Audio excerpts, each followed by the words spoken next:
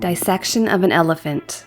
The enormous elephant recently shot at the Zoological Gardens, Liverpool, after a vain attempt to poison him with 2 ounces of prussic acid was subsequently dissected.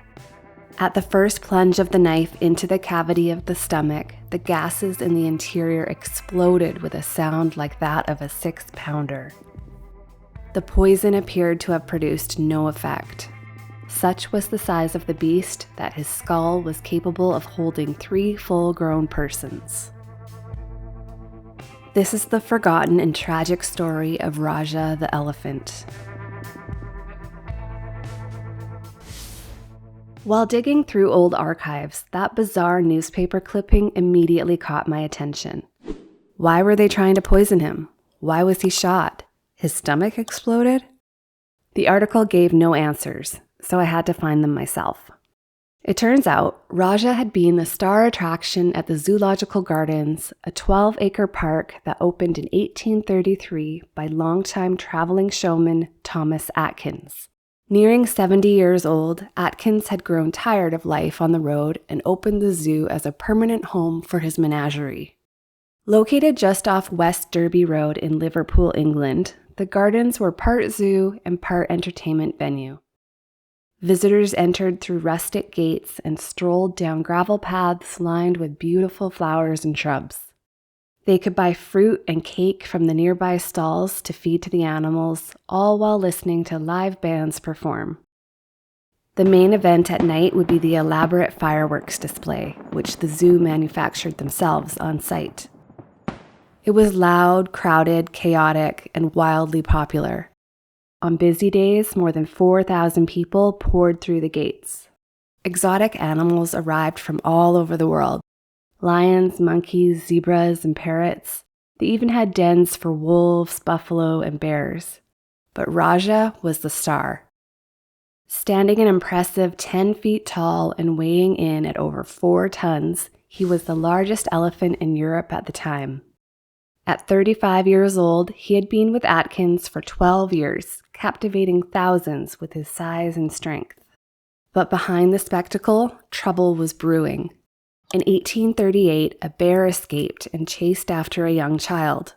A bystander threw a basket of nuts, distracting the animal long enough to rescue the child. But the bear then mauled the man, biting deeply into his arm. He survived, but the cracks in the zoo's safety were clear. Then, in December 1843, the first true tragedy struck. Rajah's handler, Henry Andrews, was found dead in the elephant enclosure. The only clue was a broken broom, something Andrews was known to use to discipline the animal. No one had witnessed what happened, so it was ruled an accident and Rajah's life was spared. But the second time, they wouldn't be so forgiving. 5 years later, on the morning of June 17, 1848, Richard Howard was cleaning out Rajah's den. He ordered the elephant to move. When Rajah didn't, Howard struck him hard across the tusks repeatedly with a broom. Rajah let out a low growl. Enraged, he charged and pinned the man to the ground. With one final stomp, he shattered every rib in Howard's body. A tourist saw the attack and screamed, but it was already too late. According to reports, Rajah then picked up the broom and ate it. The public was horrified, so the decision was swift. Rajah would be destroyed. Newspapers across the country picked up the story, branding the elephant as mad. But that wasn't true. Years of being struck with a broom had pushed him to his breaking point. Rajah was an enormous animal, so careful planning was needed. Authorities decided the best approach was to lace sweet buns with prussic acid, aconite, and treacle, hoping the deadly concoction would do the job. Rajah ate them all, but 45 minutes later, he was still standing. The poison hadn't worked at all. So they called in the military. 36 riflemen from the local barracks assembled. The first group of 12 fired, but Rajah barely flinched. The second group aimed and shot. Rajah dropped to the ground. The third group was not needed. Before his body was removed, Rajah was put on display for the public. Crowds came to gawk at the elephant that had killed 2 men.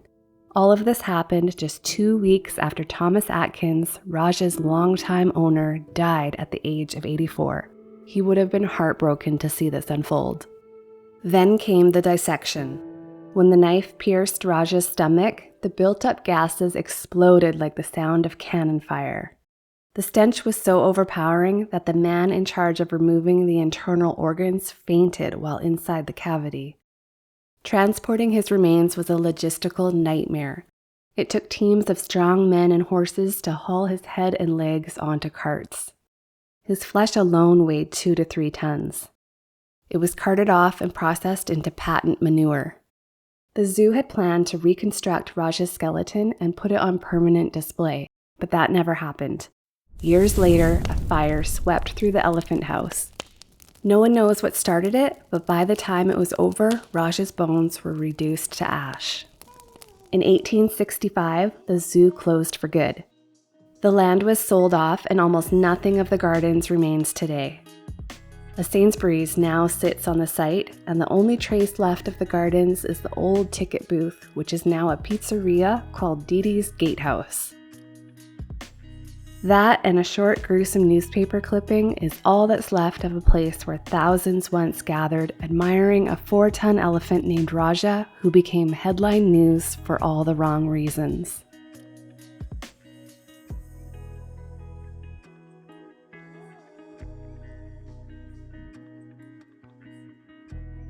But if you think that was grim, imagine paying to sleep standing up while hanging over a rope. In this next video, I unpack the truth behind a strange Victorian photo that might not be what it seems. Thanks for watching. If you enjoy unpacking the past, subscribe so you don't miss out on future videos.